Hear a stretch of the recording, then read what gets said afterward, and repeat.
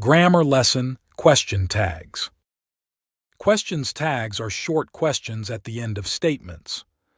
But that's life, isn't it? But that's life, isn't it?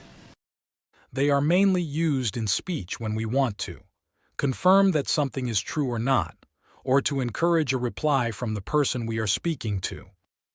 Question tags are formed with the subject, an auxiliary or modal verb of the main clause. The structure of a negative tag is auxiliary plus an apostrophe T plus pronoun. For example, it's raining, isn't it? We can go now, can't we? You've finished your homework, haven't you?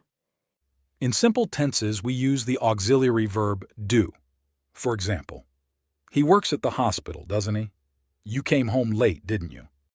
A positive tag is like a negative one, but without an apostrophe T. For example, it isn't cold today, is it? You haven't watched the movie, have you? Exceptions. Some verbs and expressions have different question tags. For example, I am. I am late, aren't I? Positive imperative. Stop complaining about the weather, will you? Let's go to the park, shall we? There is or there are. There are other options, aren't there? This is or that is. That was lucky, wasn't it?